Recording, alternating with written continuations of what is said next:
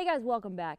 I've got a green colt here that we just recently started, and I'm going to show you guys how to teach your horses to back up. So this is going to work whether you just started a colt, you have a horse that needs a tune-up, or you have an older one that's just really heavy on the bit and you need to work on teaching it to be a little bit more responsive and refining the backup. I'm going to walk you through the steps on how I do that. Let's get started.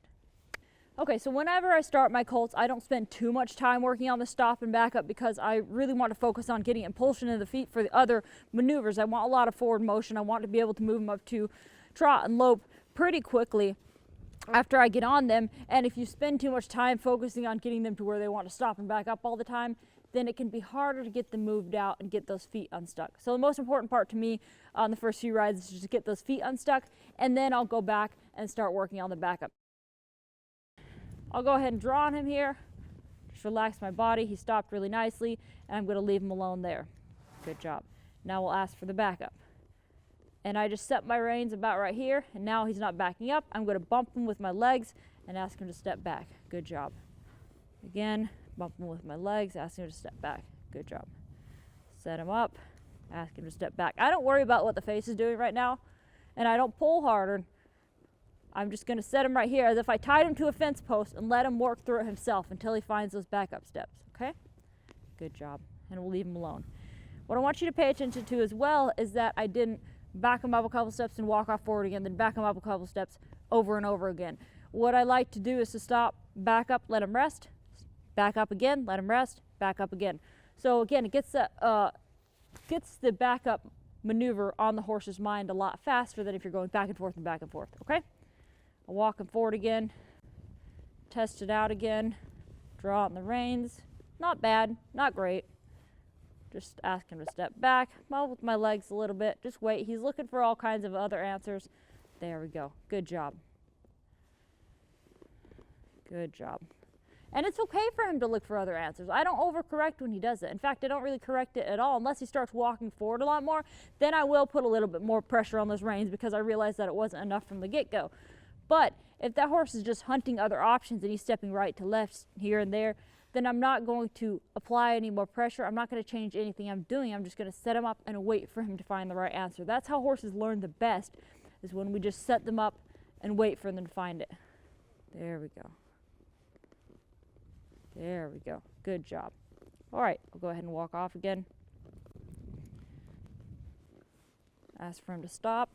All right, you stopped off my seat there. Didn't need to give him any warning. Backed up really nicely. Good job. Several times. Didn't really have to do anything with my legs until the last minute there. Ask him again. This is often where you will run into issues. And find your holes is when you've done this a few times, meaning not the first time you asked them to stop and back up, but when they stop and then you ask them to do it again, and then maybe the third time and the fourth time, then you start figuring out where your holes actually are in your stop. Because what horses do is they figure out that we're too predictable. They know that most of the time we're going to stop, back up, hang out for a minute, and then walk off again, okay? Most of us don't stop and then back up numerous times in a row. So because we are too predictable, you're not usually going to find your holes the first time you stop your horse and then ask him to back up, okay? That went pretty well. Obviously, he's a green horse. It's not pretty. The head's up in the air, but the fluid motion was there. Now, look, I'm finding my holes right there. I'm just going to wait him out, keep bumping until he found his backup step, release, and then go back to it again. Good job. And again, the reason I don't worry about what the face is doing is because all that will eliminate where they're supposed to. So often people put way too much emphasis and way too much focus on what the face is doing. They try to pick on too many things at once, and that just confuses the horse and makes him give up on you, okay? And the reason I can say this is because I made this exact same mistake so many times early on. I'd be like, well, the head shouldn't be up here. Well, I'm asking the horse to do X, Y, or Z. And so I would pick on a bunch of stuff at once, and that horse would just get flustered and annoyed and feel like he could never make me happy, and things would go downhill from there. One of the very important phrases that you need to remember is that once you get the horse's feet, then the head will follow, okay? You don't really have to worry about correcting the horse's head position and stuff. You need to worry about what the feet are doing. The feet are stuck, and that's why the head is going up in the air. The head is just hunting around for any sort of escape. Once he realizes where the feet need to go, find the flow of the feet, and the head settles itself. There we go. Good job. Good. Very nice. That was beautiful. See how the horse's head is already naturally going down as he figures out what the feet need to do. Good boy. I'm going to do this a couple more times at a walk, and then we're going to bring him up to a trot so I can really show you where my holes are.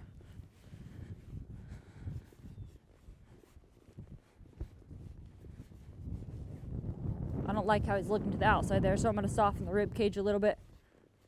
There we go.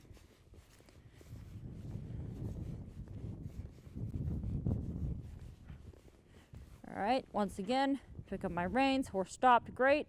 I'll let him have that, because what we're hunting for is that mental try for the horse to stop, okay?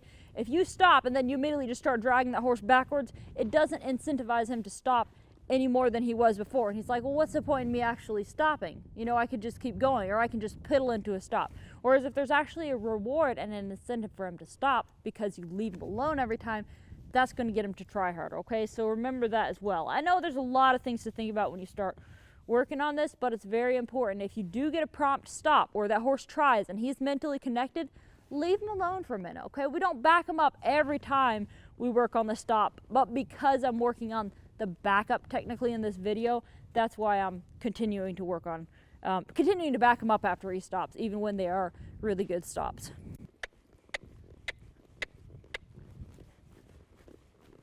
Drawing him.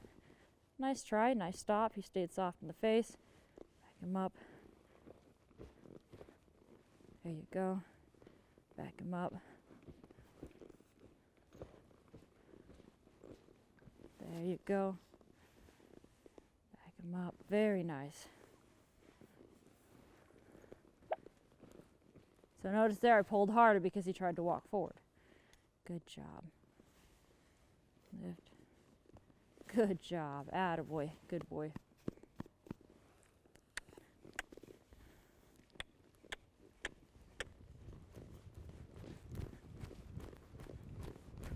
Draw. There. Release. He kind of backed up, but he kind of stopped, but then kind of piddled out. There we go. Up. There you go. Good job. Very nice. I'm not a fan of how he's looking to the outside every single time. Every time I go to draw on him, he looks out to the left instead of staying to the right. But again, I don't want to pick on too many things today. A lot of that stuff will iron itself out if I just focus on the feet. Draw on him. Good mental response, and then he walked off again. So there, I'm going to correct a little bit stronger. There. Leave him alone. Good job.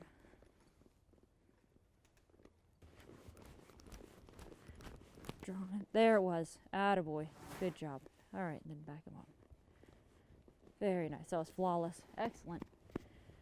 All right, guys, I really liked the way that he finished up this session. We were able to go through and find some holes that weren't very evident in the beginning, and I want you guys to use these tools to do the same on your horses, because a lot of the times with the spots that you run into on the backup, the resistance there, that's going to show up in your stop. So if you can get your horses to where they're very comfortable with the backup, to where there's no resistance to where there's flow and momentum and impulsion in the feet, your stop is going to get so much cleaner as well. So try these. If you have any questions or comments, leave them below. I'd be more than happy to answer them. Thank you for watching, and we'll see you next time.